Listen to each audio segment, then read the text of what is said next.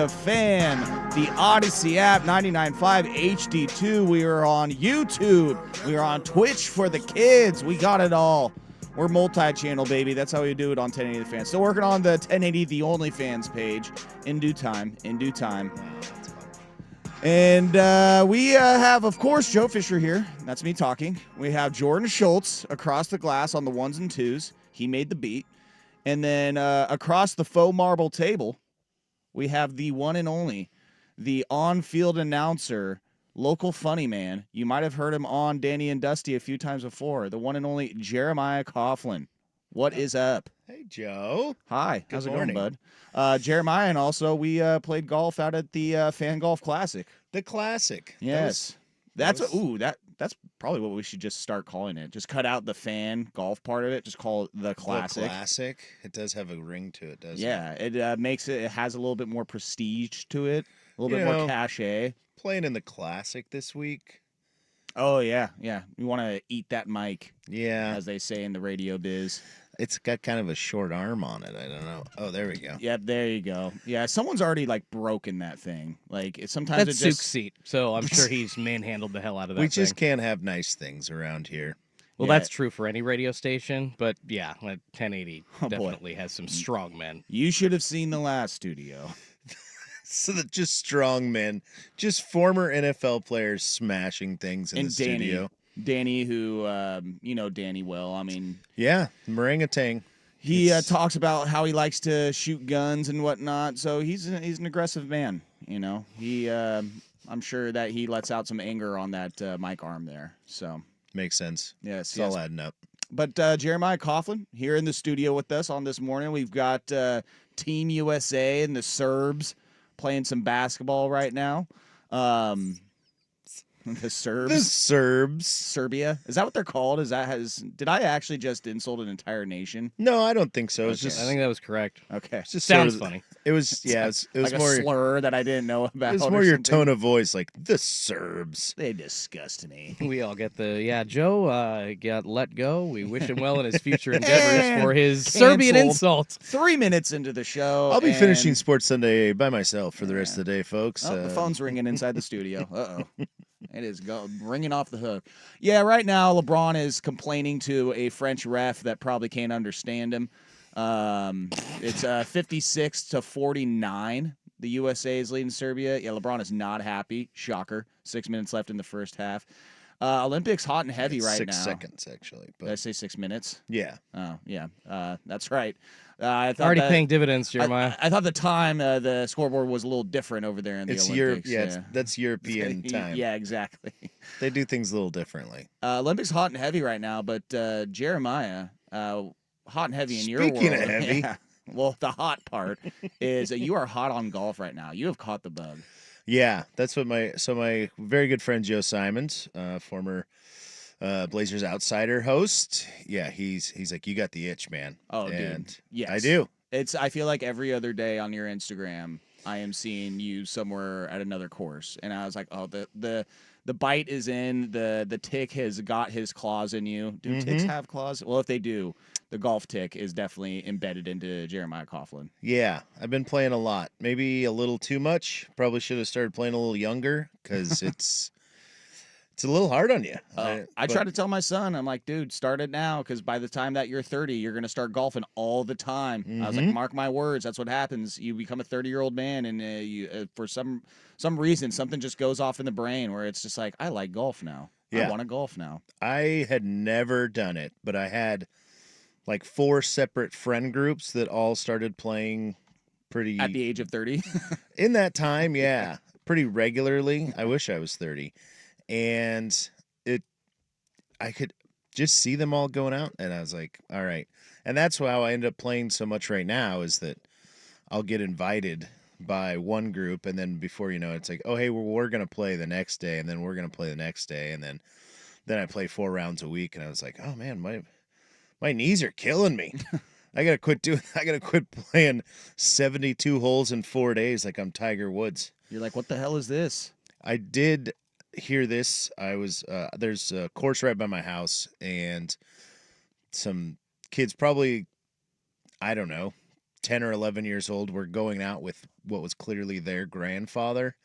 And he said to them as they were walking through the lobby, you know, basketball, football, all that stuff, someday you'll be too old to play it, but you can always play golf.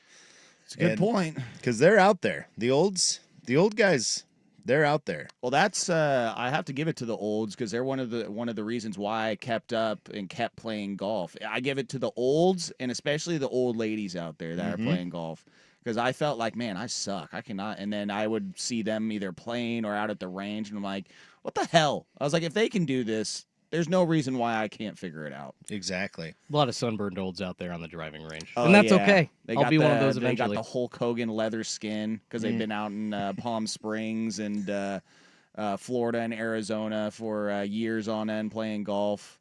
But yeah, I mean, we golfed at the Classic. I mean, I see you all around. You're nomadic. Still bad. With your golf game. Yeah, I'm going to play. I actually have tee time set up. I'm going up to Alaska to do stand-up next month.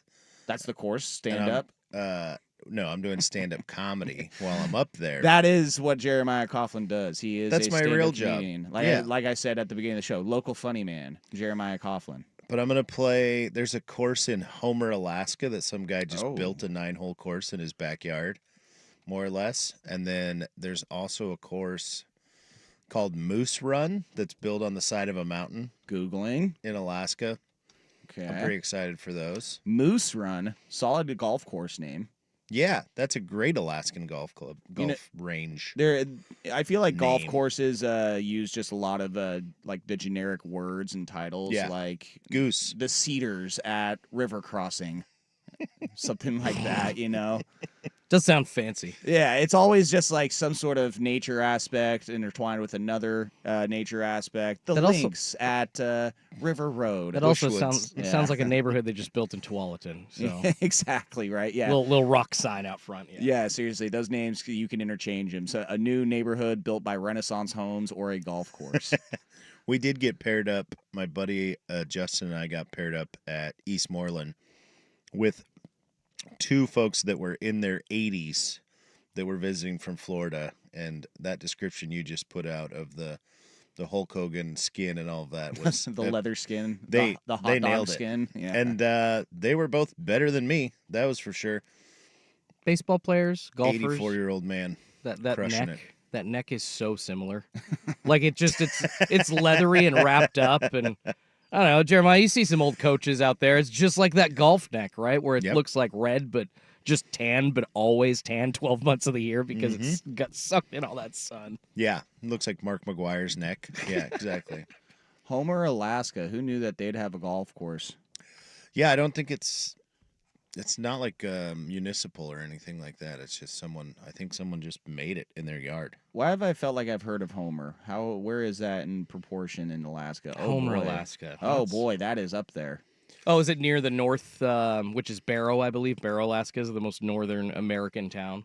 I mean, granted, I think when I look at Alaska, I'm like everything that I see on there. I'm like, oh man, that's up there. I mean, Alaska is pretty north. Last yeah, time but I it's checked. the south part of Alaska. Like Homer's down on the Gulf. It's not up by. It's not near Russia. No, not too much. Could Most It's not in a Wales or Tin City, is what I see there. There's a Wales, Alaska. There is a Wales, Alaska, spelt like the country. Yes. There's That's also a York, Alaska. there's no creative names left. I'm gonna say I don't know what the Gulf's like in North Alaska. Yeah, what's the air resistance like up there? Probably pretty bad, right? I mean, it's Yeah. cold and I don't know. Well, yeah, it definitely doesn't look like the climate to be able to handle a golf course year round up there either. I mean, my dad just got back from a fishing trip, so I would assume now is probably the best time to go. You got, what, 22 hours of sunlight or something like Yeah, that? exactly. We could Yeah. do like 11 p.m. tea time. See, this goes back to my what I was asking before the show because you said that you played 5 rounds of golf this week. Yeah. Nice. Yeah. And it has led to a knee injury, and then coming into the studio has led into another knee injury. Mm-hmm. Walking in, he absolutely destroyed his knee on the bench just inside of the doors. There's a bench just sticking out in the walkway. I walked straight the whole time. I was looking at Joe talking to him, and next thing I know, I'm Just getting racked. Well, that's what you get for making fun of my son. All Yeah, right? I You did. know? I took a shot at him. Keep my boy's name out of your mouth, and that won't happen.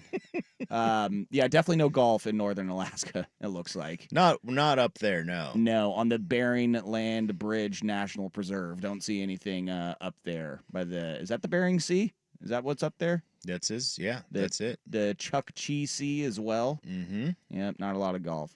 That reminds me of like when I believe the Primetime guys were looking it up one day. It was around the time that we pulled the troops out of Afghanistan. Mm. They were like, "What's the golf like in Afghanistan?" And gosh, what's one of the bigger cities over there in Afghanistan? I'm trying to think of what's like the main city over there. Anybody? Bueller? You got me. Like probably Kabul, I think comes to. That's think the only it's one that comes to mind. Kabul, yeah. And they Yeah. looked it up, and there is a Kabul golf course, Oh, and it's about I mean, there's 5 million people there. I hope somebody's playing golf. yeah, but a lot of rich people. when you think of a golf course in Afghanistan, I mean, probably your picture in your mind is exactly what it is. Like, it is just like dry. There are no greens. Nobody's smiling at all. It is like nothing. I mean, so you can play golf in Afghanistan, but Oh yeah, there it is. yeah, Kabul golf course. Mm-hmm. You can, but you've got to follow a very certain specific set of rules. Yeah, don't celebrate. Yeah. No. There is actually a place over in Turkey that I want to go to that I never will because I'm sure that you have to like drop a lot of dough, a lot of cash. It's this place called Balek, and it's on the coastline of Turkey on the Mediterranean Sea. And I don't know how many golf courses there are, but I think there's like something like over 200 like holes of golf along this coastline. It's just golf resort by next to a golf resort next to it. Like there it is, the whole entire coastline. It seems like it is at 16 golf courses over there. That's incredible. Yes. It's I always keep trying to convince the friends that Black 2024, and then the next summer comes around, Black 2025, we making it happen. I don't know if Black is in our future. I think Bend is more so the closest thing we're getting to Black. It's just called Turkey Run. Turkey. Hey, that sounds like 15 other golf courses in this country. Turkey Run. The best of Balek. Yeah. Pine Grove at Turkey Run. All right, we got some sports stuff to get into. Yeah. I think we should do that. Sports. I do have the Sports Sunday poll question up, brought to you by croissants, escargot, and a nice glass of Bordeaux. What Olympic sport could you participate in right now? Air rifle, speed walking, handball, or rhythmic dancing? Ooh. I think that the easiest of all those would probably be air rifle. I mean, you just Yes. kind of have to have a steady hand and a good eye, right? Yeah. Did you see I think it was the team from Kazakhstan, like just almost bullseyeing every single air rifle That's shot not a in their country. first round. I think you definitely combined two countries into one. Did I? Right there. Kazakhstan, Kazakhstan, and my bad. Tajikistan. There we go. So I'm going even worse than Joe this morning. He's making up Serbian insults. I'm making up countries and insulting everybody. Tajikistan? One of those. I think it's Yogurt. Tajikistan. I'm gonna go with Kazakhstan. I'm gonna go with Kazakhstan that was playing, I think, Germany, and it was like the first competition of Olympics on TV. A game of air rifle? Yes, yeah, and it was like 1:30 a.m. on Friday, and it was just like the gold medal round immediately, and Kazakhstan's team literally, it was like, I didn't know you could get that close to a bullseye with an air rifle, but they just kept doing it, and I'm like, They're wow, locked in. there is real skill involved here with this toy gun. All right. Yeah, any kids that like to go to those airsoft like battle places. Where Oh, you can, yeah. lock in on some air rifling so you can learn what you need to do. Those guns are very intricate too, or those air rifles rather. They're dialed in. Same with the archers. I don't know if you've seen like the bow and arrows that the archers use. They have all these like flanges and things poking out yeah. of them. It's like very yeah. I'm sure those things cost like $5,000 too. Let's get into some Olympic stuff though. Team USA is playing Serbia right now. The Mariners have made some moves. Your Mariners, Jeremiah. Yes. Your Mariners, Jordan. Yes. Damn right. Unstoppable. look what happens when you play the White Sox. Get into some of the moves that they've made. You are also a Seahawks fan. Did you go to Washington State I mean, I for didn't. parties? Yeah, I saw the Washington State sticker on your car, so that's why I asked. I'm a that. sidewalk alum. I got a record, not a degree, from Washington State. Let's put it that way. There we go. There we go. Yeah, can't go back to Pullman. I'm still welcome. Still welcome for some Cougar Gold. Whitman County lockup. So we'll talk about some Seattle Mariners, some Seattle Seahawks. I think it's appropriate to do our NFC West preview since we got a Seahawk fan. We did the NFC North last week because I had a Chicago Bear fan. Oh, there you that go. was in here. So let's do our NFC West preview and see where the show takes us. But let's talk about some Olympics opening ceremony. I also have a list of the most ridiculous Olympic sports ever, not just being played right now, but of all time. Oh yeah. And boy, we could get away with some stuff back then. Mhm. That's for sure. Let's get into it though. Sports Sunday right here on 1080 The Fan. The increasing heat of a Portland summer can damage even the toughest roof. Is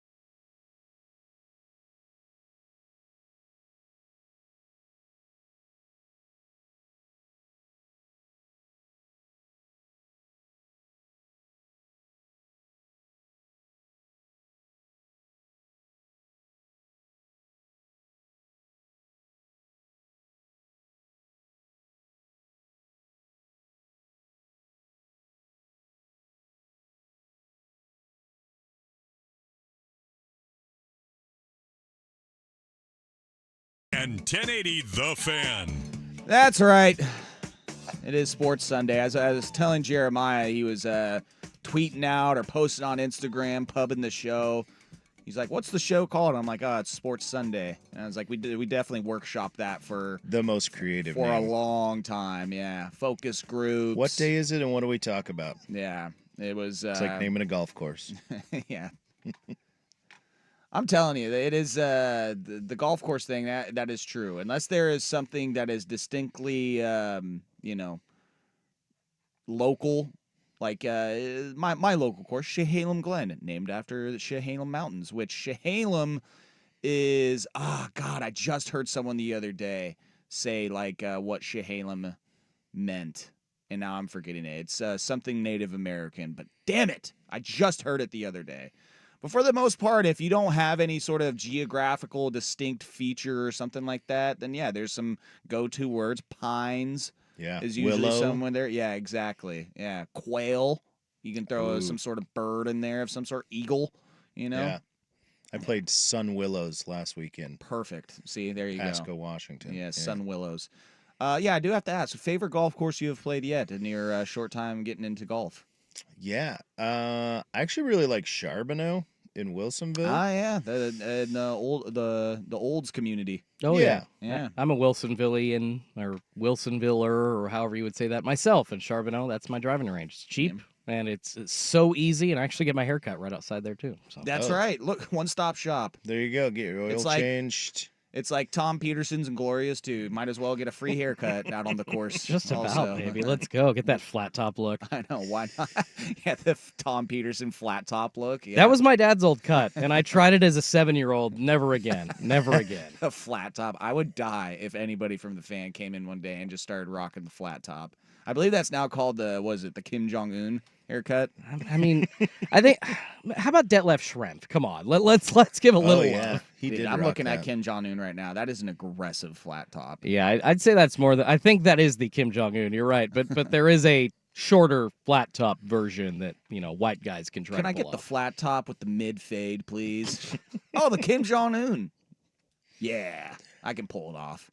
Have you ever played Summerfield in Tigard? Oh, yeah, I love Summerfield. That's I don't love how many houses there are, and they Yeah. don't love that either. I'm sure that my golf ball has come around. I almost struck some old ladies having a nice little tea party on their porch one day. I Yeah. felt terrible. But that's the life of living on a golf course. You may be doing some landscaping. You may have a projectile coming right at you the next second. It happens. It does happen. No, That's a fun little 9-hole. yeah, course, I though. love that course, and I didn't realize because I started playing it, a few years back when I was getting back into golf. It was close to me, reasonably priced. Mhm. You can. It's an executive course, so you can get it done in an hour and a half if you're by yourself. But I was at my last job and talking to these guys, and there was a guy and his father. The father worked at Dick's Sporting Goods in the golf section, but the son, he was like a golf pro, scratch, plays in Palm Springs, Bend, wherever Damn. Black, wherever he wants to play. Black. Yeah. And I was asking him about, some courses around town. I was like, what are some courses around here that you like or some good ones? And he said Summerfield is one of the nicer courses in the area. Yeah. And I was like, that really, like, I was taken back from that. I was like, really? Like, of all the courses up here, he's like, they keep that thing dialed in. And I think they won, like, the OGA Groundskeeper Award or, like, best course or, best kept course or something by the OGA. So, yeah, Summerfield is a hidden gem in this sure. area as far as golf courses go. Yeah. We do Olympic- Twilight there. Yeah, Olympic sports happening right now. We got the basketball going on. The USA men's team has a 63-51 lead over Serbia with what does that clock mean again? That's 8 minutes and 8:25. 25 All right. seconds. All right, we yes. got that right that time. At least we have like the normal size key now, right? Like it's not like that crooked. You remember in the older Olympics there was like that Oh, international, it's like diagonal, like almost trapezoid style key or whatever you want to Yeah. call it. Yeah. Yeah. Oh my God, LeBron just assaulting a Serbian man out there and now complaining again. We are 15 or 25 minutes into the show, and LeBron has complained like twice after just absolutely left tackle shoving a player. That was a forearm shiver. Yeah, my God. And then Joel Embiid. Oh my God! See, okay, the play's already This is over. a full-on battle going on. Why out is here. Joel Embiid grabbing the player after he saw LeBron push a dude over? That Are- just makes no sense. Are we to me. sure we're not watching judo? Yeah. Takedown. Yeah. 2 points. How do we feel about that opening ceremony? I was entranced on the Olympics opening ceremony. I didn't watch it. I'm gonna be honest. I didn't watch the whole thing. I just read some reactions, and I mean, I'm for it. I don't know. I don't care. They brought him out on boats. Oh, that was cool. Yeah. My wife and I got captivated by it. We watched it actually. Most of the things There's I pissing saw rain were, out there. Were about like there's some sort of Last Supper recreation or something like that was Oh. controversial. Yeah, there was a stage on like a footbridge on one of I think it was just over the CN, and that stage essentially was like half the show, and there was like a picture to start of basically it was mimicking the Last Supper, but it was all like transgender or people like that are poly in or pan or drag, I whatever. think, Yeah, in yeah. drag, and it was very, very controversial because of that. Oh, is this why when I jumped on Twitter and went to the For You section, I was getting a bunch of the opening ceremony satanic. Satanic Satanic That's symbols. What it was. Yes. That damn Gojira metal band out there performing. There was actually somebody that was accidentally exposed during that whole. Exposed? Yeah, like they're Like hanging dong during not the... quite hanging dong, but hanging parsitables out of his shorts, and that was on the I guess you could call it the international Olympic stage. Every single country got a taste of that. Man, I wish I would have seen that. They're really stepping their game up. Wow. So offending people with satanic rituals apparently, and also with balls. Yes, very nice. A lot of balls in the Olympics, though. There's Yeah. handball, which I didn't know was an Olympic sport now. I thought it was just a bunch of bros that like to play it in their free time. How close are we to getting pickleball in the Olympics? I say it's probably happening in the LA one. Yeah. I bet you they throw it in the LA Olympics. I wouldn't be surprised. If Yeah. breaking can get in, yeah, pickleball can definitely get in. I feel like breaking was like 30 years late. I mean, You think? breakdancing was. It's not cool anymore. Yeah, I mean, I think they really missed the boat on that. They're like, Do we have the Jabberwockies for the Team USA? Is there a team competition? The Jabberwocky. it's just turning into America's Got Talent. Yes. That's what the Olympics are now. We're gonna have like magic tricks in the next Olympics. I do have like a list of some sports that used to be in the Yeah. Olympics. They used to have plunge for distance. Plunging, yeah, distance plunging. Yeah, they just see how far you can dive, like into the water. I mean, that seems like a pretty good barometer of how fit your country is. 1904 Olympics in St. Louis. I don't think we're going back to St. Louis for the Olympics anytime soon. Divers were judged by how far they floated without moving for 60 seconds. That doesn't sound like That sounds plunging. stupid. Yeah. Someone named William Paul Dickey, of course, famous Olympiad, boasting a plunge of 62 feet and 6 inches. Willie Dickey with the win, bringing home the gold medal and all the glory for the United States. Jesus. And the crowd went berserk. We also had firefighting, 1900 Olympics. Well, there was a lot of. The damn Fires. Portuguese won it, though. Damn it. They have to carry like barrels of water. I don't know. It's a fire was staged and competitors had to put it out. That's how it's describing to me in this Time article. I think us three could have medaled in that. Seriously. Just put out a fire. Portuguese volunteer firefighters won a gold medal. Oh, we couldn't even beat their volunteer firefighters in an amateur contest, and Kansas City firefighters won a gold medal in the professional contest. Okay, all right. Well, at least we won the professional gold medal. Running deer.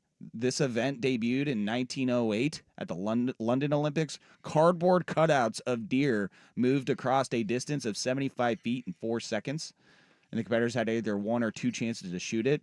Better than cardboard cutouts, though. We had live pigeon shooting back in the Olympics, back in the 1900 games. Yes. Live pigeons were set free in the air. Competitors had to kill as many as possible to win. Listen, I know we couldn't do it today in 2024, 2028, but I feel like we definitely need to bring back some live pigeon shooting. How about this? We have like the feral hog hunts that we do, right? Sure. That definitely should be an Olympic sport. Yes. I mean, Yes. they say how invasive they are. They reproduce quickly. You can buy those hog hunts like in Texas. They can take you out on a helicopter with a machine gun and you can just take them out. Why not make that an Olympic sport? The bird thing, have you seen the video from, I think it was in Korea, where the birds had all landed on the rim during the opening ceremonies, and then they lit the torch, Oh no. and several of the birds didn't make it off of the torch. Had some impromptu barbecue. Yeah, that just came across my feed awful. recently. Did that really happen? Yeah. Because I was watching the ceremony and I saw the Olympic torch, the ring, because I know what you're talking about. It was like connected to the like the blimp or whatever that they had, the hot air balloon. Yeah. So if there were birds on that, I mean, we basically did our own live pigeon shooting right there, just burning a bunch of birds alive.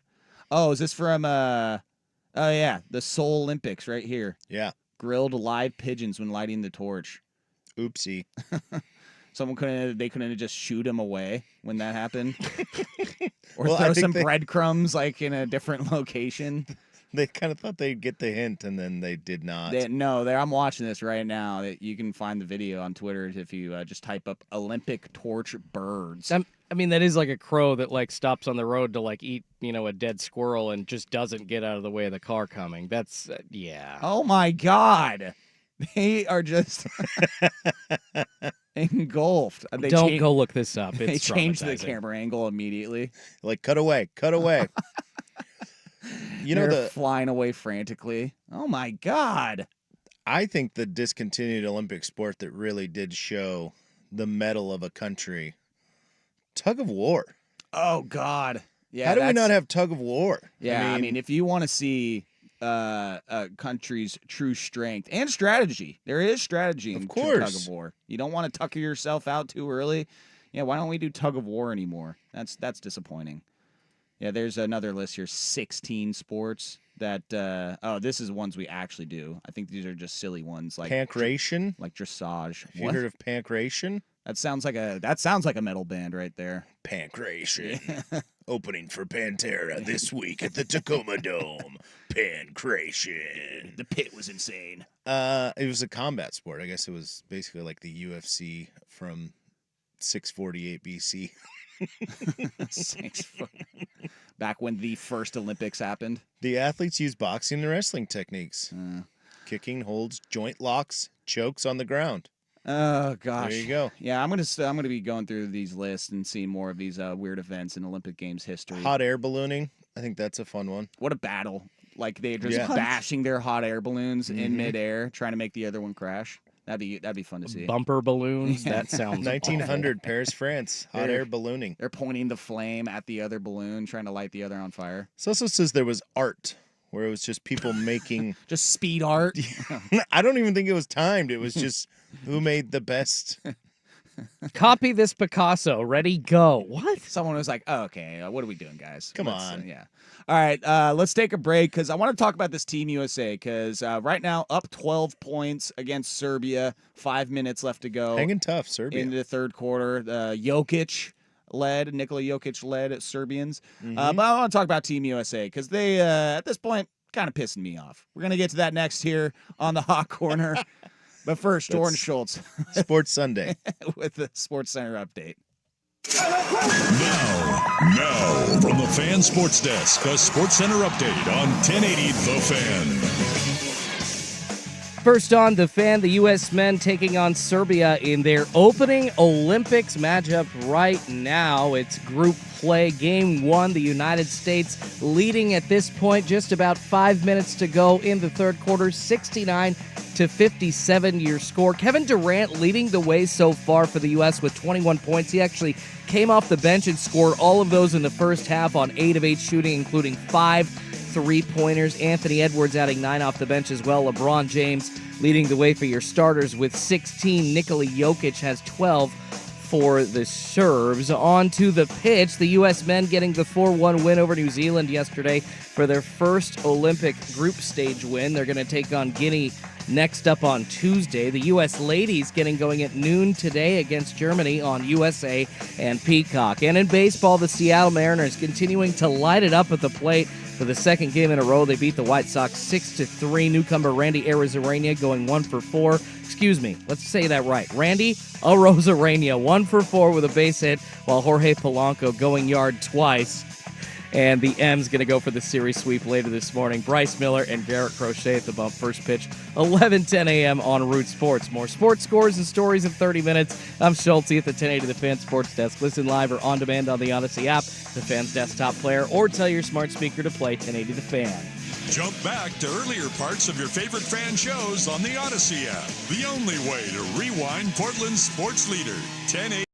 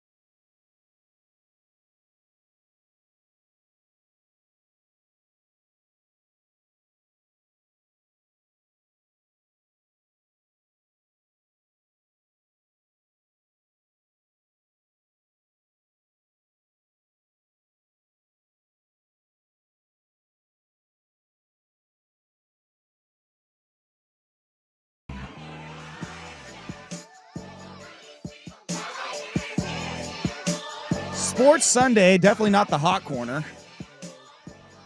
No, it's not. It'd be weird if it were You see Tuesday that night. on button there? Oh, that's my bad. There you I'm okay. trying to get it for him. Sorry, Jeremiah. I'm trying to assist you, and I forgot. It's okay. I was saying really problematic stuff. It's okay. Yeah, exactly. It's a good thing it wasn't on. Yeah, this is Sports Sunday, not the Hot Corner. That goes to show that I need Patrick back so I remember what the hell's going on. It's fine. Yeah. Can't get the show name right. We can't pronounce baseball player's name right, which we do have that audio of the name pronunciation we can play maybe later in the show. So that way we know exactly how to say Randy Arozarenia's name. Rosarania. I Not know. Arizarania. I don't know. The YouTube video, it told me how to pronounce it a different way. Had the Cuban pronunciation and the American pronunciation. Arroz Arena. I think it's Aroz Arena. It's going to be something different every time, basically. You I know? love that. Randy A. Big Rand. Big Randy A. Yeah, I said Team USA men's basketball kind of pissing me off. Yeah, what do they tell us what's grinding your gears, Joe? They play with their food.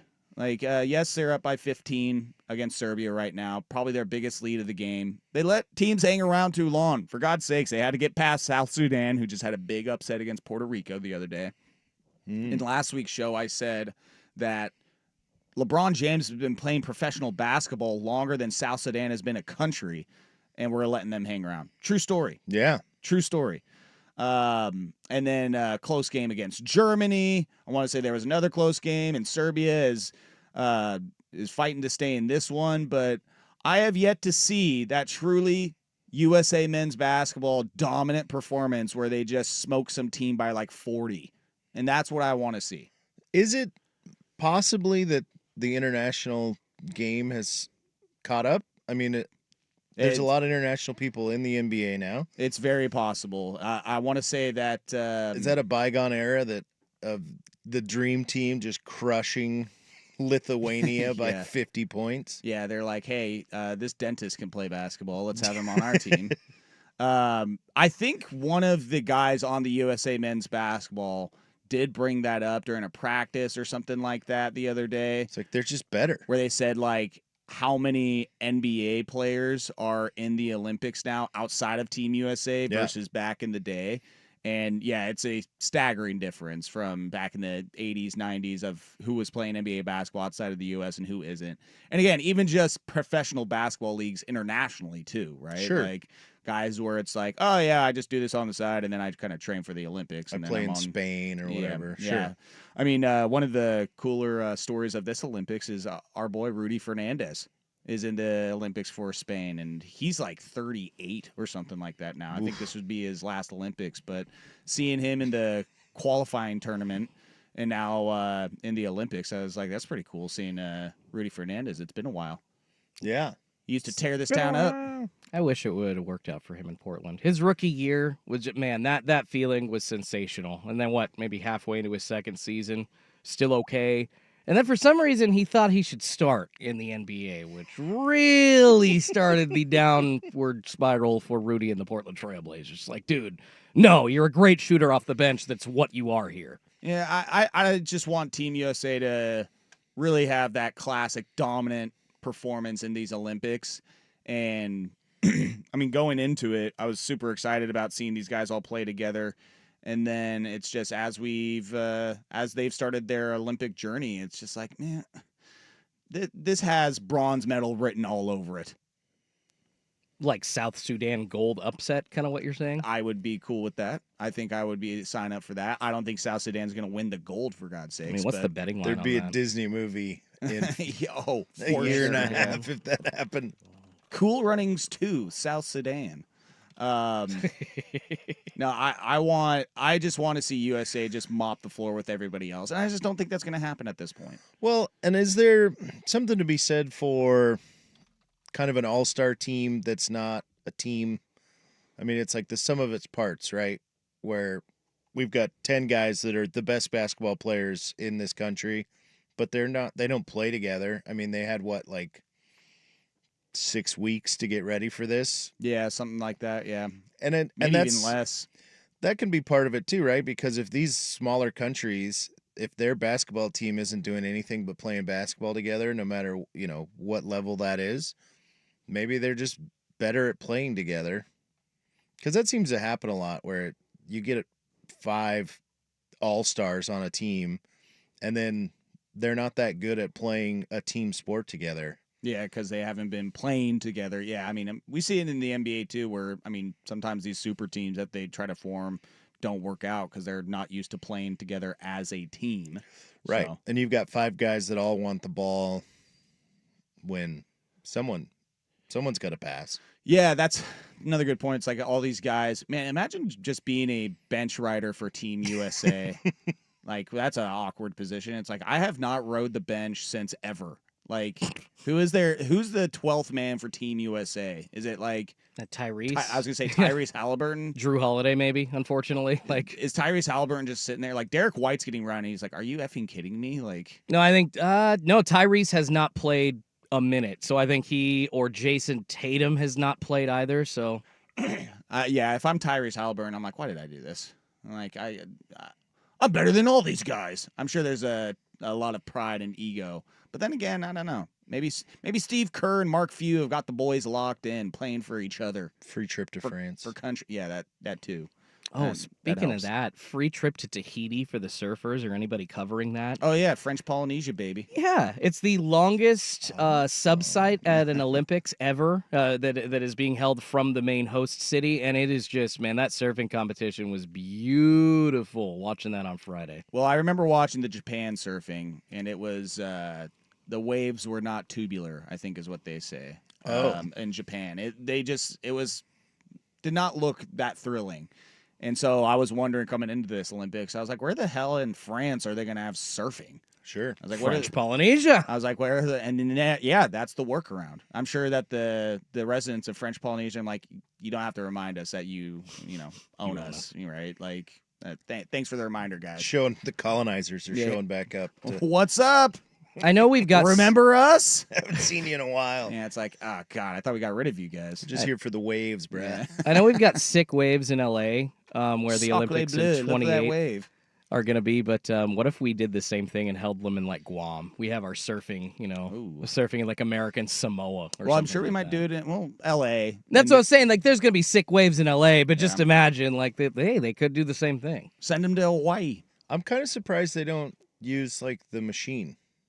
Like they have the wave creator now. Like the surf machines, like that they have on like cruises.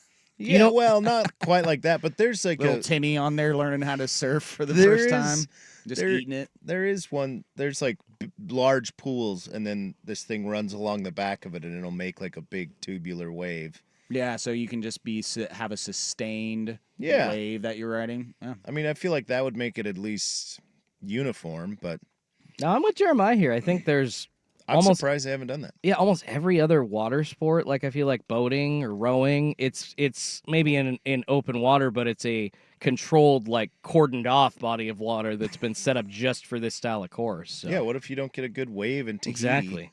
And then your Olympic dreams are dashed. All right, we got a break, but I look up Olympic surfing on Twitter, and the first video I see of the German surfer, he was going to like plunge under a wave and just bare ass. His like swim trunks like got caught around his thighs, and he is just bare assed on his surfboard. That's the butt. There's a lot of Yeah. incidental nudity Well, in yeah, these Olympics. According so to the far. Vancouver Forward text line, unfortunately, no balls. It was a rip in the performer's tights.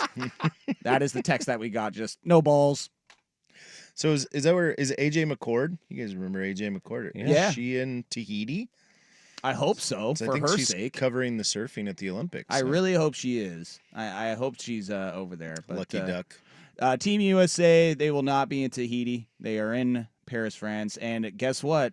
South Sudan, they could get their revenge on Wednesday. That's who Team USA has next. After this game against Serbia today, they're in the group stage. Team USA up 84-65 in the fourth quarter. 20 points, is that going to be good enough for you? No, I would need a 40-point just blowout here. All You right. got 9 minutes. Yeah, they better get it together. Figure Put it out. Halliburton in. Yeah, exactly. Just let them go on a heater. USA versus South Sudan, that is on Wednesday. And then Team USA versus Puerto Rico on Saturday. So that is the 3 games of the group stage, and then they'll get into quarterfinals next week. All right, let's take a break. Let's talk about these Mariners trades, these Mariners acquisitions. Randy A, Yimi Garcia, Mariners unstoppable. Speaking of France. And this is Sports Sunday, not the Hot Corner. Sports Sunday on 1080 The Fan. Hey, it's Suk.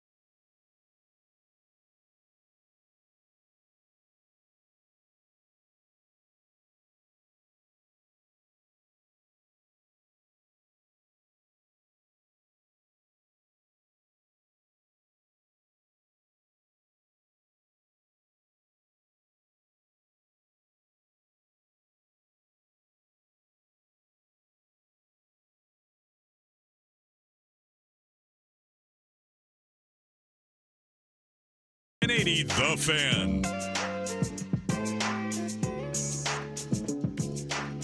Mariners unstoppable. That's what happens when you get 2 games against the White Sox, baby. You feel like you can accomplish anything. But what they did do was accomplish a couple trades. They go and get our boy Randy A from the Tampa Bay Rays. A Rosarena. That's how I say it.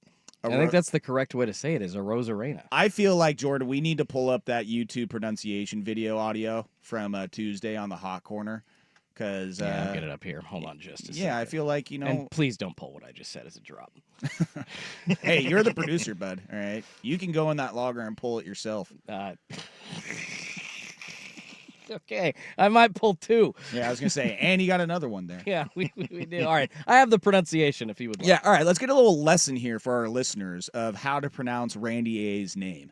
We are looking at how to pronounce the name of this Cuban professional baseball player for the Tampa Bay Rays of Major League Baseball. Fitting announcer, Olympic. How do you go about pronouncing his name? In Spanish, his name would be said as Arozarena. But in English, or in America, it is generally said as Randy Arozarena. Randy Arozarena. Yeah, that's A how I say it. Rosarena. A Rosarena. Rena, not Rena or Rena. No, just a Rosarena. All right, well, Randy A. Arena is in the word. I mean, just like you A would say. Rosarena. Oh, hold on. An here, arena. too. Let me. There we I know go. the Mariners have a list of pronunciations. Let me see if he's He added. still doesn't them. believe it. No. It's Did you not hear that I don't beautiful voice saying that in our ears? I got slightly aroused listening to that guy. It's not that I That's don't good. believe it. It's that I want to hear what he himself has to say about it. It's actually the new name for the Moda Center. They're calling it The Rosa Arena.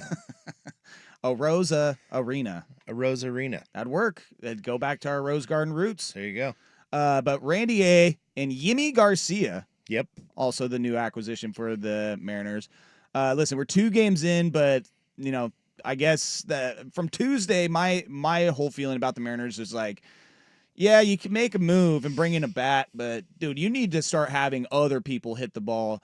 And boy, have they start having other people hit the ball over the last couple of days. I mean, Polanco. you had back-to-back home runs between Polanco and Cal Raleigh. Back to back. Was that 2 days ago? 2 or was days that ago, yesterday? Friday was 2 days ago. Fridays was back to back. Saturday was Back to back, yeah. And Jorge Polanco, just wow, how about him? He can hit the ball all of a sudden. All of a sudden. 2 home runs in one of those games.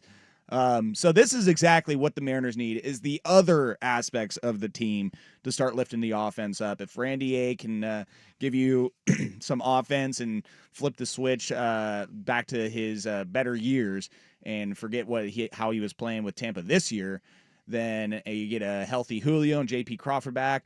Hopefully the tides start to turn for the Mariners. Yeah, they left Ty France sitting at the curb when the bus left. They're like, sorry, buddy. Strap a 20 to his collar and say best of luck, bud. Wish him the best of luck. Yeah, you'll figure it out. I guess he's playing for the El Paso Chihuahuas.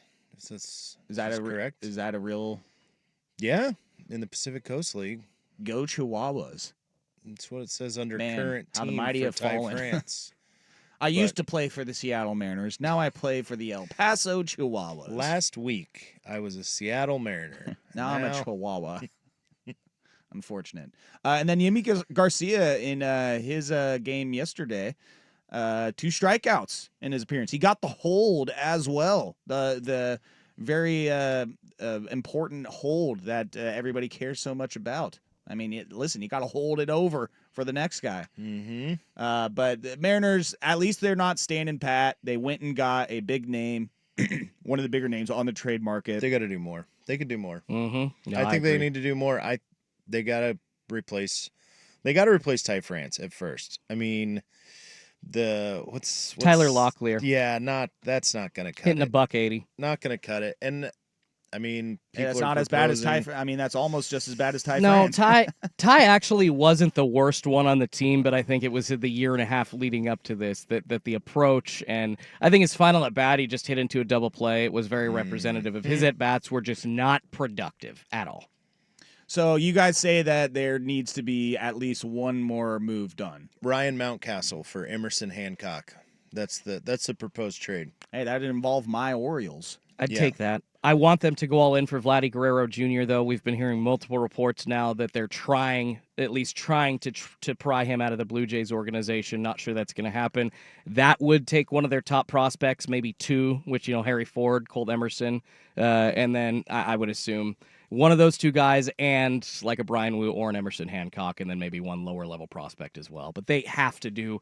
Shoot, they got their Yimi Garcia, or Jimmy Garcia is actually how you say his name. They got their reliever. They got one Is bat. it really pronounced Jimmy? Yeah, But no, it's Jimmy. It's Yimi. I heard Aaron Goldsmith yesterday on the Fox broadcast calling him Jimmy Garcia when he came in to hold that 3-run lead. Well, that's so. unfortunate. Yimi is a lot more fun. I like It Jimmy. is fun. But I Yeah. think Y is also said as a J in the Spanish language sometimes. I don't know. I'm just going off of what I heard. Well, from how we started the beginning of the segment, not knowing how to pronounce Randy A's name, I'm gonna definitely divert to someone else as far as how to pronounce his Shut name. up. You know what? You're gonna hear it. And you're gonna be like, you know what? Damn it, Schulte was right about that one. I might be down for that Mountcastle Emerson Hancock trade. The Orioles, they acquired Zach Eflin the other day from the Tampa Bay Rays. Mm-hmm. And Ryan Mountcastle, I love Mountcastle, but he just I feel like he has kind of hit his peak as far as what he can be as a hitter. Yeah, and he gets lost in the shuffle with Gunnar and Adley and all that. So And then you can have Ryan O'Hearn step up and play first base. He's usually DHing for the Orioles, but he could be their first baseman going forward. He's a decent hitter as well. But Mountcastle, I think, would definitely give you a surge in your offense for sure at first base and give you a lot more than what Ty France was giving you. So well, and it's one more move necessary, eh?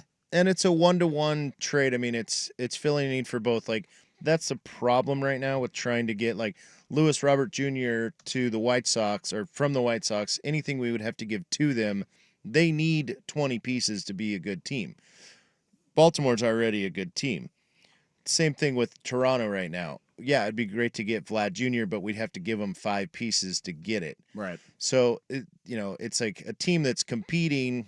They have a need. We have a need. We could go 1-to-1 and just trade those 2 players. And probably there'll be more to it. But the White Sox are saying, oh, if somebody wants Robert Jr., we're going to need 10 guys for him. And I don't think that's a good idea because the Mariners do actually have a decent farm system and they've got prospects. And I'm glad we didn't give up too much for Arozarena. I know we got to go to break, but I would be willing to give up everything. You got to give it all up. You got to make a run now. You've got 2 years with this young pitching staff that's controllable. They're not going to be expensive, which we all know the Mariners, at least right now, don't want to pay people. So bring in the rentals. Go for it when you can. I don't care about the future. I don't care about Harry Ford. I don't care about Colt Emerson. Let's just go. Let's win a freaking World Series or at least try. One name, rumor that was getting floated around a little bit, along with the Diamondbacks, perhaps being interested in Tanner Scott of the Miami Marlins. That actually would be a great acquisition. Help up relieve that bullpen for you guys. Can we have Seawald back, please? Yeah, no, seriously, he'd probably be on the cheap too. I'll take him. All right. Well, Mariners, make at least one more move to make these Mariner fans happy. You got until Tuesday. Tuesday is when the trade deadline is. Tuesday, which is also the same day as the Hot Corner. Not this show. This show is Sports Sunday. You can catch the Hot Corner on Tuesday. Patrick Harris will be back, and we'll break down all the trades and get ready for the last about 50 games of this MLB season. Serbia's coming back. Oh, boy. Only down by 17. Damn it. We're not getting that 40-point win today. But we got hour number 2 coming up. It's time for an NFC West preview. Yeah. We got Jeremiah's Seahawks. We got the San Francisco 49ers looking to repeat as division champs. We got the Los Angeles Rams looking Schultz's Los Angeles Rams. What the hell are you right. talking about? You are a Rams fan. I'm a diehard Rams fan. Let's go. I feel like they should be kind of like the Angels. They should be the Los Angeles Rams of St. Louis. Under the arch, next to Kansas City, something like that. What a slap in the face, St. Louis. They just keep them part of the name. We're like, oh, God, we're not coming back. We're not playing in that city. The Los Angeles Rams of El Segundo. Yes, please. And then the Arizona Cardinals with maybe a full season of Kyler Murray. We get to that next. Hour number 2, Sports Sunday, right here on 1080 The Fan. During the summer months, Milwaukee Heating and Cooling cares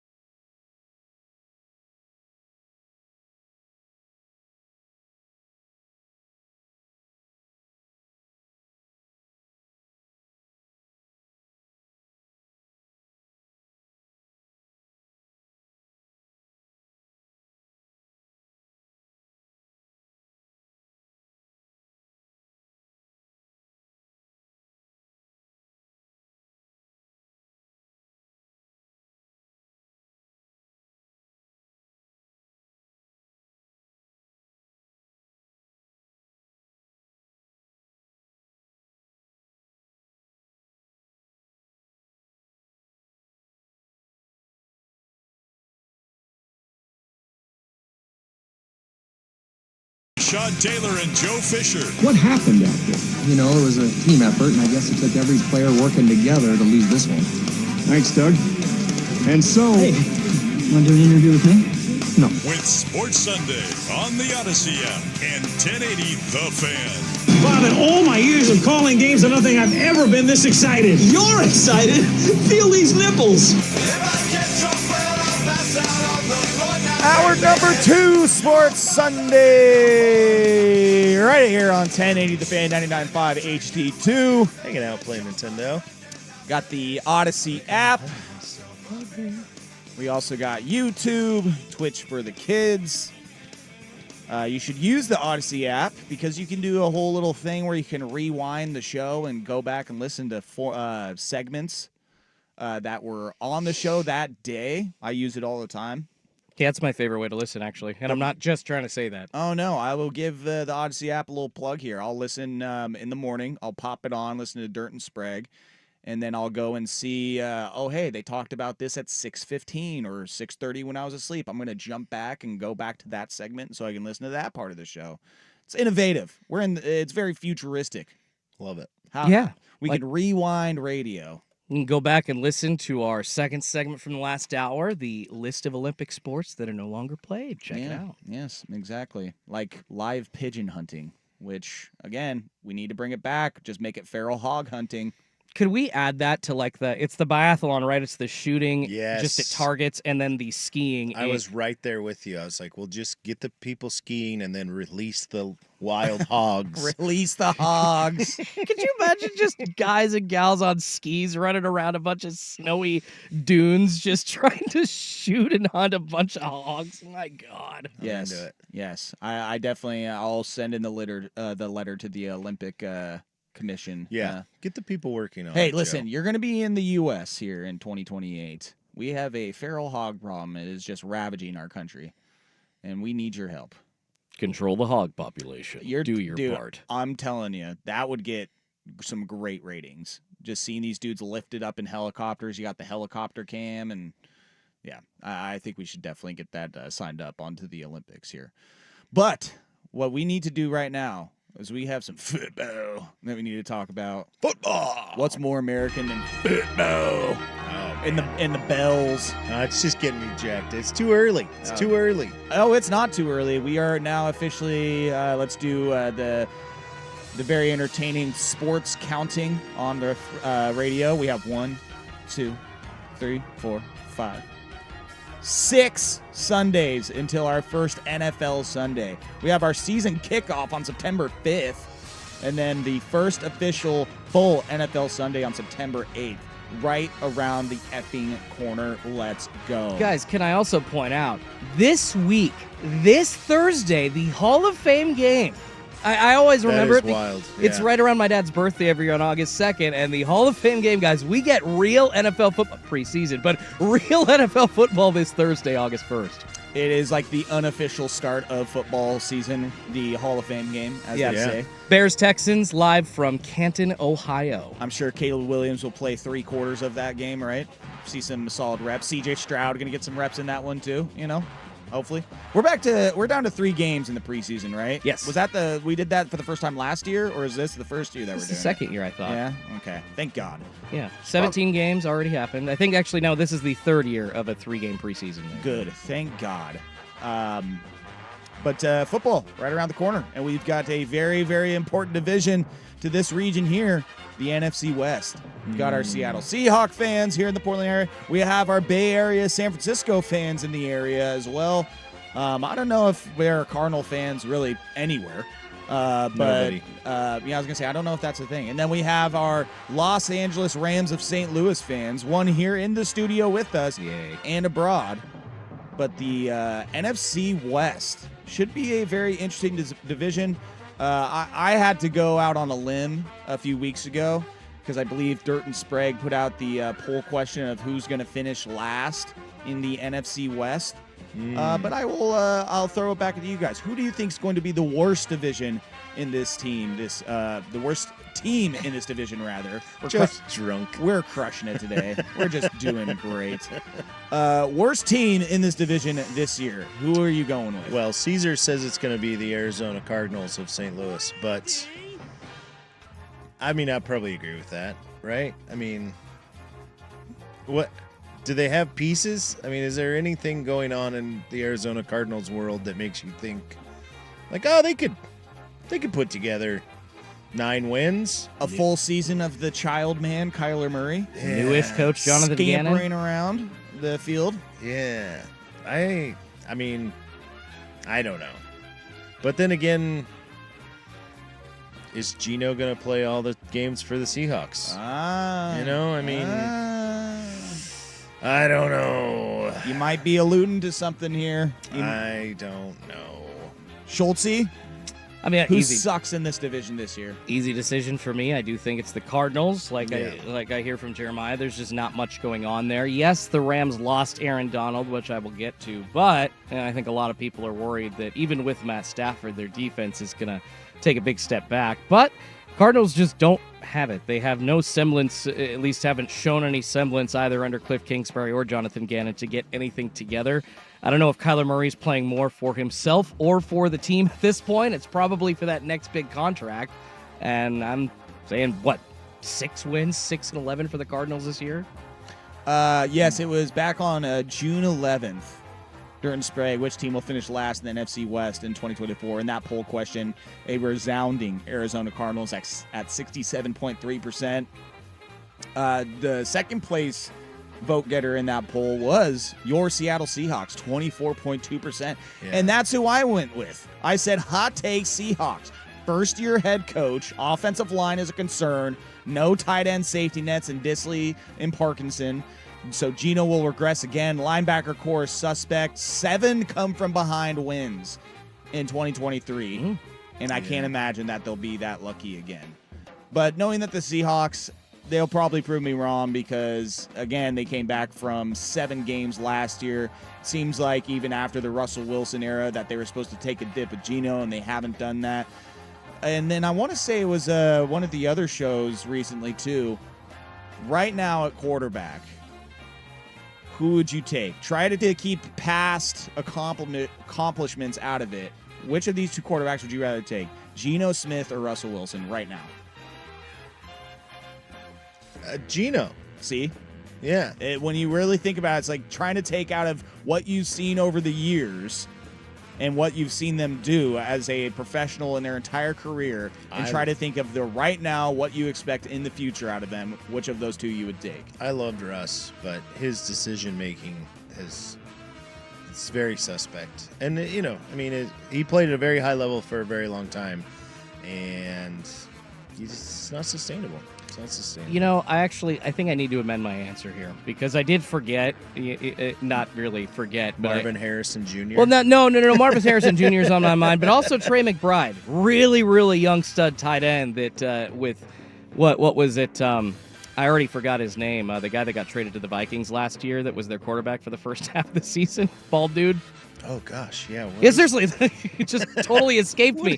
But along with him and Kyler Murray throwing the ball to him throughout the season had a really good breakout year. So there are pieces, and I do believe that Gannon's defensive mind is leading that team in the right direction, at least on that side of the ball. So I don't know. I think the Seahawks, first-year coach McDonald, probably going to have maybe 4 wins as opposed to like the Cardinals 6 or 7. So I'm going to say Seattle at the bottom. And You're changing your answer to the Rams? To be first? No, I still think the Niners are going to be first, but yeah, you suck. No, you're funny. No, I say at the bottom it's going to be the Seahawks and then the Cardinals a close third. $10. That's $10 right now. Okay, Bet you a Sando. There you go. Let's go, Sando bet. I'm going Seahawks finishing last, but this division, it's going to be a tight one. I think it's going to be a very good race this entire year. We'll actually pick this back up after the commercial break, talk more of the NFC West, Rams, 49ers, Cardinals, Seahawks. Next here, Hot Corner. Sports Second Sunday. Second Good time for you, today. Now the phone's really going to start ringing. Sports Sunday on 1080 The They're Fan. banging down the doors. Are you curious about who offers the best deals on top-rated Samsung, LG,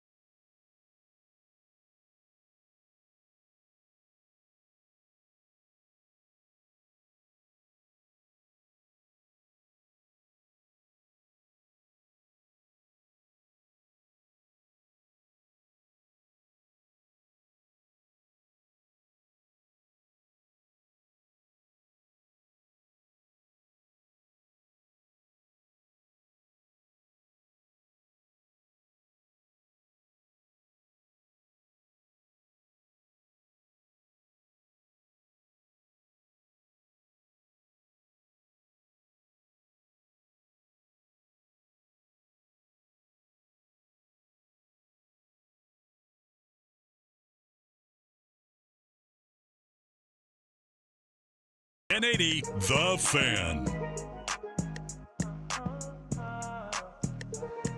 NFC West. All right, I got some over-under win totals. I got some divisional odds of who's going to win. And, so if you want to lose some money or perhaps win some money. NFC West division odds, the opening odds as of this very moment. Yes, the Cardinals projected to finish dead last. If you want to project or put some money on for them to win, plus 1,200, plus 1,300 at some books. Seahawks come in second or third, rather, in the division odds at plus 750. That's worth $5 just to throw it out there. Yeah, take a You flyer. never know what can happen. Never know, man. Injuries. This is what I say, too, is like the before the season, the predictions that you have for like, oh, I think this team's going to win the division. This is what I think. Always usually happens without taking into account any injuries. Like, oh, yeah, if this team stays healthy, because that's happened to every team in the history of NFL, right? Just no injuries all year long. Every player plays every single my game God. from start to finish. That's amazing. How did we do this? Ankles, knees, they're all great. The Los Angeles Rams of St. Louis, plus 325, plus 350, plus 360, somewhere around in that range is what you're seeing for them to win the division. And then, of course, the San Francisco 49ers, minus 200, minus 225 is what you're looking for them. So Rams first, or excuse me, 49ers first, Rams second, Seahawks third, Cardinals fourth. Over under win total, though. Yeah. Now this is interesting.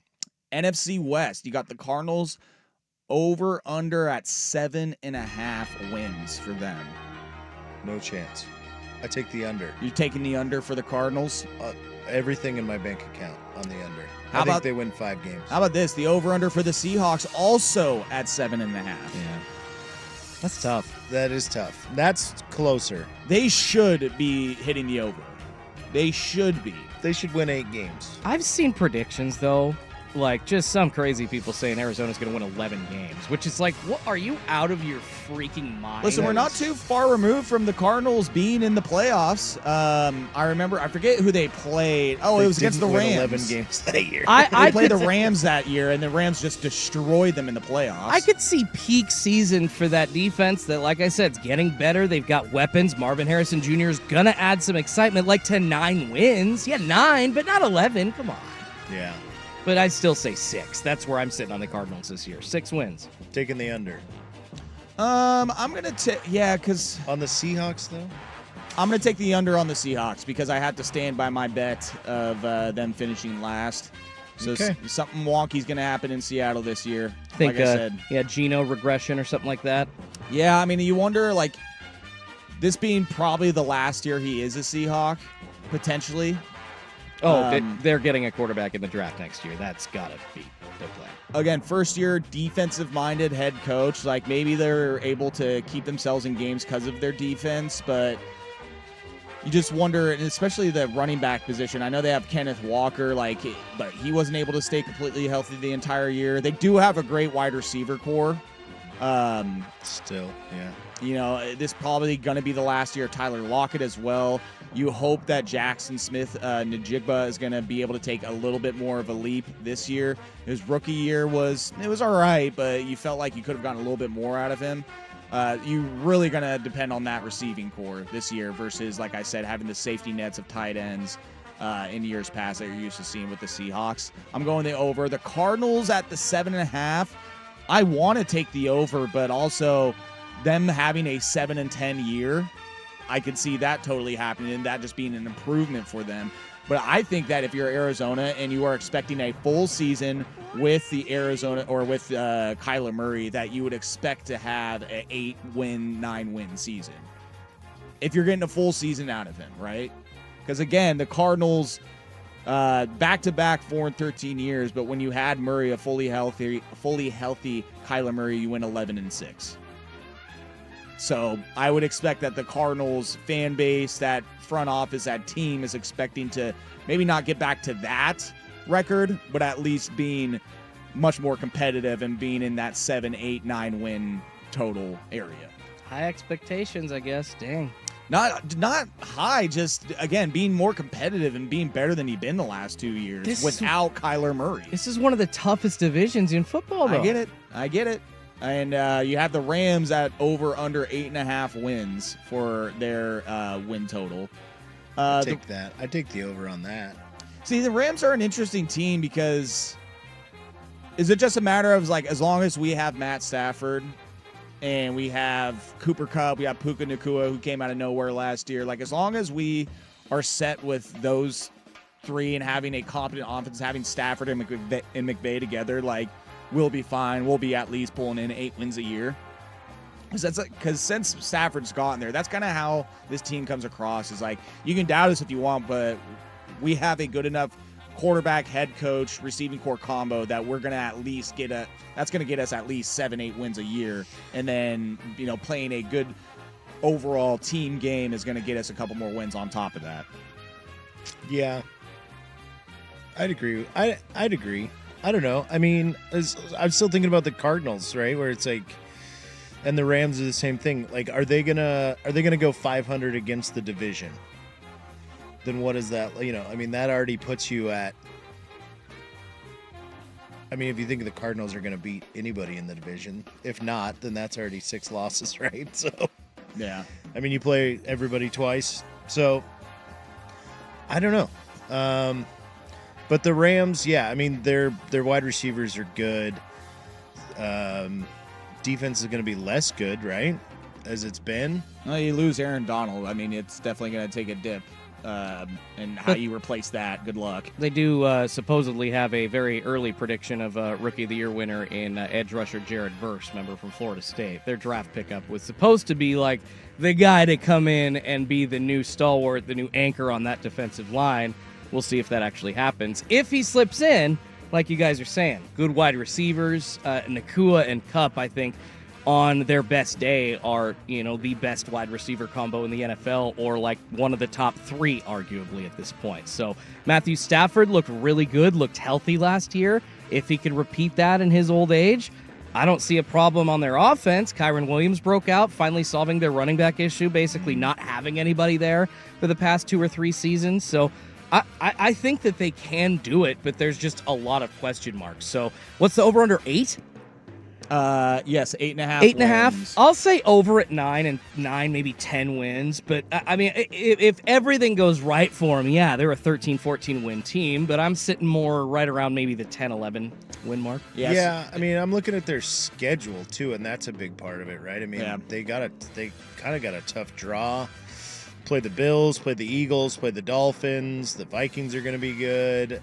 I mean, they probably beat the Patriots, the Saints, the Raiders. Yeah. I mean, they should beat the Vikings, too. If you have either Sam Darnold or J.J. McCarthy ran out there, then, Yeah. I mean, that's going to be we talked about that last week, is how many games does Sam Darnold get before they're like, okay, let's yeah, we know this song and dance. Let's throw McCarthy out there. I mean, even just the beginning of the Rams schedule, you got at Detroit, at Arizona, which could just be a funky early season divisional loss. Oh, it's my birthday. You got to play San Francisco, at Chicago, which God only knows how that team's going to look this year. And then you got to go, you'll be at home versus Green Bay, and then you hit your bye week. You got an early bye week, too, so you got to sustain through the rest of the season. Rams, that will be an interesting season and team to watch there. And then San Francisco 49ers, again, projected to win the division. They have over-under of 11.5. And they kick off Monday Night Football against the New York Jets. That will be the first Monday night game. Is Aaron Rodgers going to run out with the American flag and then snap his knee? In San Francisco. He runs out in San Francisco with the American flag. Oh, my God. Yeah, literally. You, A-Raj. Hometown boy. Well, the San Francisco 49ers, yes. This team is still very good. Tons of talent up and down the roster. They should win this division. It's just a matter, and we are going to do this until the end of time, is not to the kid just keeps It's no credit. proving it over and over no again. credit, man. Like, Because he dude, doesn't make $20 million a year, Yeah. nobody believes it. Well, can he repeat it again? Yeah. Nobody asked that about Justin Herbert. Well, it's the Yeah. draft bias too. It's like Yeah. that's true. no matter what, people until they see it over a sustained amount of time. Is And- 3 years not sustained amount of time? Isn't that I- funny that he would be more highly regarded if he was like an undrafted free agent that came out of nowhere than being the last. What a story! than being the last pick. Then it's like, The fact that he was even picked, they're just like, well, I don't know. you'd rather be not picked than be picked last. Yeah, well, because actually- it's just like a mark that carries with. But he you. was a 7th rounder. Like versus like, wow, undrafted free agent. What a move by the 49ers finding Yeah. him. Yeah. What a gem. He actually would have had a higher paycheck if he were an undrafted free agent, too. See? He would already be getting paid. That's kind of another crappy situation of him being Mr. Irrelevant. Yeah. Well, the 49ers schedule early is pretty nice. We'll have Yeah, the it's New all York the division schlubs. Yeah, they have the New York Jets to start, which you want to say God only knows what's going to happen with the Bears season. God only knows what's going to happen with the Jets season. That Yeah. should be very interesting. And then they go to Minnesota, should be a win. Go to the Rams, that should be a win. But again, divisional opponent, NFC West, always tough. Then you got New England, you got Arizona. So, I mean, just your first 5 games right there. I mean, you should be at the very least 3-2, if not 4-1 to start the season. Maybe 5-0. Seriously, again, at the very least 3-2, maxing out at 5-0. Then you got at Seattle, Kansas City. You'll be playing Dallas, which that will definitely be a win because my Cowboys can never play well against good teams. But 49ers, they also have some interesting problems as far as Brandon Ayuk. Trent Williams, I think, is holding out. But as holdouts usually go, everybody ends up being happy. So I'm sure Trent Williams will be there week 1. It's just a matter of Brandon Ayuk, if he will be there, which I would lean more towards he's going to be traded. Once you have the player asking for a trade, then it just starts creating a bunch of drama. And Not a good look. Yeah, if he doesn't want to be there, have your team that is fully invested in being there. So If they actually can rebound and if this offense can show some intestinal fortitude as far as like dealing with that emotion of missing another close Super Bowl call and then being there again and missing. I mean, these are humans, right? These aren't robots. I'm surprised that we're expecting these guys over and over and over again to put themselves back in that position when they've been so close and missed it before. I get it. Kittle, Ayuk, McCarthy. There's so many... McCaffrey, excuse me. There's so many weapons that they have to play with. They won 9 or 10 games by 10 points plus last year. They absolutely demolished opponents, and I just don't see that happening year after year after year. They've got a tough schedule. I think 9 playoff teams on their schedule this year. It's not easy. They could really have a good chance of having a pretty mediocre record this year. all right. So we're it sounds like we're in lockstep as far as 49ers winning this division, though. Yeah, but I agree that it could be one of those years where the NFC West team is like a 9-win team. The warts start to show in San Francisco. Yeah, where it's like, yeah, you won the NFC West, but you had to pay the toll to get through it because it is a tough division. And I mean, like the Seahawks have had years like that where it's like, oh, we're 500 and we're going to make the playoffs. Remember the Cardinals? Kurt Warner? What was that? An 8-win team that got to the Super Bowl? Yeah. Yeah. All right, let's get over to the quarterback conversation next because we did mention it right there about Brock Purdy getting paid. There have been a couple quarterbacks that have gotten paid this week, and it felt like just yesterday this was not the case. And I want to kind of pose this to the listeners and you guys that these contracts, these per year totals, they have blown up as we are watching horse Equestrian. yeah, is this a question? I guess this would be considered equestrian. That's a big crowd. They had surfing on a second ago. Go back to that. Oh, they're going back and forth. It's the coverage is whipping all across these events right now. 45 jumps they have to make on a is horsey. Does he have to clear this with Yes. the tree and stuff in the way? What is this? Wow. Uh-oh. He has to the jump tree's right next next to the tree. The tree was behind it. I was like, what the hell? I was like, this is a crazy obstacle they have to get Just by. gets high centered. All right, quarterback contracts next on Sports Sunday. I swear, it's Sports Sunday Sports on 1080 The Fan. But first, Schulte with a Sports Center update. Now, from the Fan Sports Desk, a Sports Center update on 1080 The Fan. First on The Fan, the United States men's basketball team handling Serbia in their opening game of group play at the Olympics, 110-84 the final. Nikola Jokic scoring 20 points for Serbia, leading the way for them. But LeBron James leading the way for the starters of the U.S., 21 points, 9 of 13 shooting. Kevin Durant, absolute nails, going off for 21 off the bench in the first half, 5 of 5 from three-point land, 8 of 8 shooting overall. He ended with 23 points. And moving on to the pitch, the U.S. men getting the 4-1 win over New Zealand yesterday, grabbing their first win in the Olympic group stage play. They're taking on Guinea. Next up on Tuesday, the U.S. ladies getting going today at noon against Germany. You can watch that on USA and Peacock. And in baseball, the Mariners continuing to light it up at the plate, beating the White Sox 6-3. Newcomer Randy Arozarena, 1 for 4 with a base hit. Jorge Polanco going yard twice. The M's trying for the series sweep later this morning. 11:10 a.m. first pitch on Root Sports. More sports scores and stories in 30 minutes. I'm Schulte at the 1080 The Fan Sports Desk. Listen live or on demand on the Odyssey app, the Fan's desktop player, or tell your smart speaker to play 1080 The Fan. Got a smart speaker? It's The Fan in your office and every room of your home. Tell your smart speaker to play 1080 The Fan. It's way back with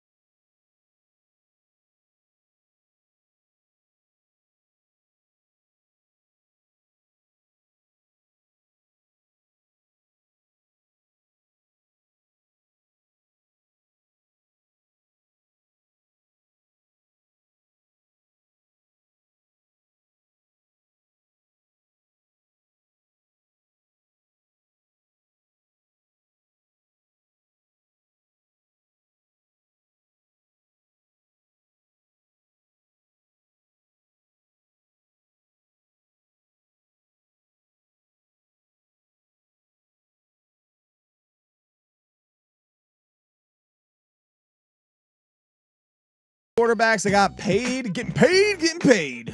Tua Tagovailoa and Jordan Love, I think on the same day or back-to-back days, both got their contracts. Oh, like an hour apart. Dude. I would like some money, too, please. Yeah, Can you read defenses? Cover I zero? can't read. Yeah, I mean, give me the sticks on Madden. I can put up some points. Yeah, there you go. Actually, did you see the report of the NCAA football, the new college football 25 game from EA Sports is apparently a lot harder that some players remember because they actually EA tried to make it a little challenging, and you do have to have some sort of skill, maybe some football knowledge to play the game, and people are figuring that out. Pretty funny. Yeah. That takes all the fun out What a of it. concept. You must know football in order to play a football video game. I don't know. I just got Mario Golf this week on Switch. No knowledge needed. You just get up there with Yoshi and whack it, and it's great. It's like if you've seen me on a golf course, you would think that I wouldn't be able to play Mario Golf. Koopa oh, no. Troopa. You're wrong. I am just crushing drives with Bowser. Mario Golf's where it's at. But Tua Tagovailoa, he gets his contract. Jordan Love, he gets his contract. I'm trying to find the $220 million for Jordan Love. 4 years. Tua Tagovailoa gets $212.4 million. Do you think that $8 million hurts if you're Tua? Yeah, Tua signed first. Also, I believe the contract for Tua came out, and then later that day, the Jordan Love contract comes out. $8 million. You're just like, son of a bitch. No, I believe Florida is a no income tax state. As far as state taxes, so that I believe technically makes him more of an earner than the Jordan Love contract getting further, Wisconsin taxes. The Wisconsin taxes. Yeah. That's it's $8 million in taxes. And what's the deal with Wisconsin taxes? Let's see what state tax rate is. They have roads there. Yeah, they have things. Wisconsin, it is a state. People like to have roads there. But looking at some of the contracts, I just feel that I've been doing this radio stuff for a couple of years. Started at the Fan back in 2015. I just feel like the per year annual rate for quarterbacks, am I crazy or is it just skyrocketed over the last 8, 9, 10 years? I mean, I feel like we were just a few years ago, guys were getting 30 a year or 35 a year. And now it's we're getting to 50. And then God only knows what the next contract talks are looking like. I mean, who's next up to get paid out of NFL quarterbacks? I mean, Mahomes has his contract.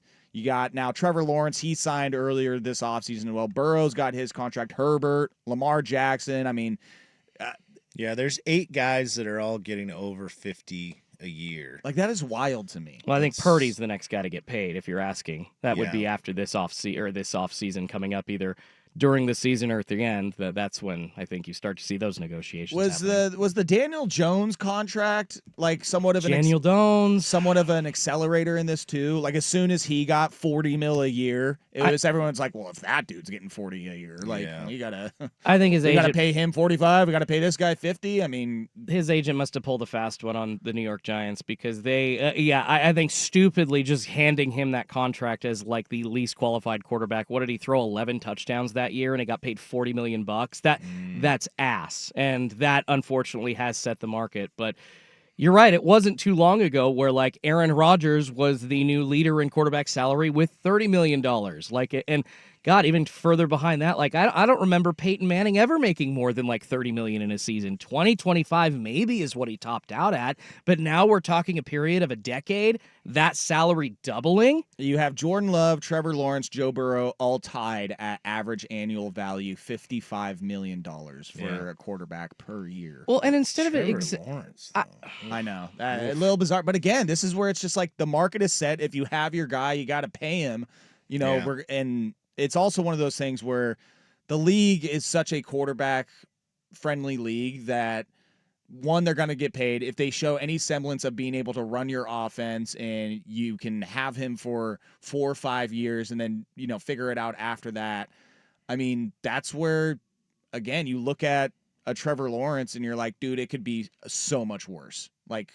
What are we just going to have him play this next year and then close up shop and then go back to the draft boards and see what we can get? Again, it's Joe Burrow at 55.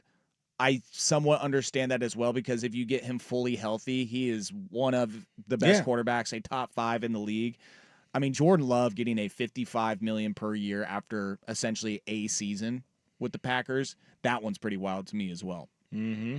But again, that's where I'm just very perplexed and like almost like shocked. I'm like, damn, we are just throwing money at these guys with very little sample size and just be like, well, it's the market. That's what the going rate is right now for a starting quarterback. No, and if you just have to prove yourself for 1 year, you're getting paid. To your point, Dak Prescott is now claiming he is underpaid with a $40 million salary, expecting either the Cowboys or somebody to give him $60 million. And he signed that in 2021. Exactly. You're talking about the speed that this is happening. That even throwing out the last decade, the last 5 years, these quarterback salaries have exponentially grown. Well, and that's where it's like in Patrick Mahomes now, of all the quarterbacks, he is his per year annual contract, he is, I believe, 13th or 14th on the list. And that doesn't, it's like 40, 45, and I'm pretty sure they did some salary cap working to where that doesn't actually affect the salary cap at a $45 million number. 13 on this list of a per year annual value. Well, and it's like if you look at the list and you look at the teams, you're saying, okay, if we're only going to spend $25 million a year, like we're saying that like it's nothing, then, where can we expect to fall in this? Like that's what the Seahawks paid Geno Smith. And people are like, well, too bad we won't invest in our quarterback. $25 million is a lot of money. And that should get you a pretty good quarterback. But, I mean, the next guy on the list is my boy, Minshew Mania, at 12.5 a year. And so it's like that's like the drop, right? So Geno Smith, Baker Mayfield, Derek Carr, Aaron Rodgers, Daniel Jones, like that's the middle of the road, and then there's everybody else in the bottom of, Zach Wilson. I mean, like Trey Lance, the still backup, on his rookie deal. He's making almost $10 million a year. Well, he was the number 1 overall pick. That helps. Yeah. Was it number 2? Number 2. Sorry, my bad. Yeah. But top 5 picks. Yeah, they're usually Still, making $8-10 million a year. It's just wild. I mean, like, I wonder who. I mean, Dak is essentially the one that is next up. As a Cowboy fan, I personally am of the opinion that you let this year ride out. You let him prove it, let him show what he can do, and then you go to the table with an offer, because as a Cowboy fan, one, I'm just tired. I am just I am emotionally spent with that team, where I am just like every other news story that comes out, like, oh, CeeDee Lamb is going to hold out. I'm like, all right, whatever. Who cares? Oh, all right, Micah Parsons now wants to come. I'm like, all right, whatever. Like, I am just so apathetic towards my Cowboys now. But when it comes to Dak Prescott, if he's the next one in line, I am very much like, bro, you got to get to at least a divisional round game, a conference game. Not even a divisional round game. You did that 2 years ago, and then you ended up getting you lost to the 49ers again. So at this point, Dak, you need to prove it when it matters most.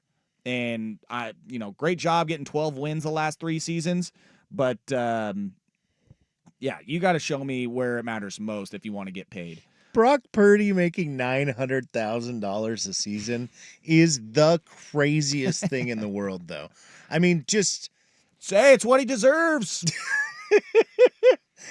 Can you imagine? You got to prove it, bud. Being a guy like Gardner Minshew, who's just like hanging tooth and nail to stay in the league, getting 12.5 a year, and be like, all right, buddy, I guess I'll buy you dinner. Well, like, what's Sam Darnold getting this year? Like 12 10. Or 10. He's getting 10? Yeah. Yeah, that's, if you're Brock Purdy, you're definitely like throwing your hands up. Like, what the hell? There are second-string quarterbacks. I mean, quite a few, but several second-string quarterbacks are making more money than Brock Purdy. Yeah. All right, we're going to wrap the show up next. We got to plug some Pickles baseball. Penix Jr. Oh yeah, he's getting paid more than Purdy, and he's not even gonna play for the next 3 years. Just gonna hang out. All right, we're gonna wrap things up. Jeremiah Coughlin, we gotta, like I said, Sports Sunday, do some Pickles plugs next. Pickles.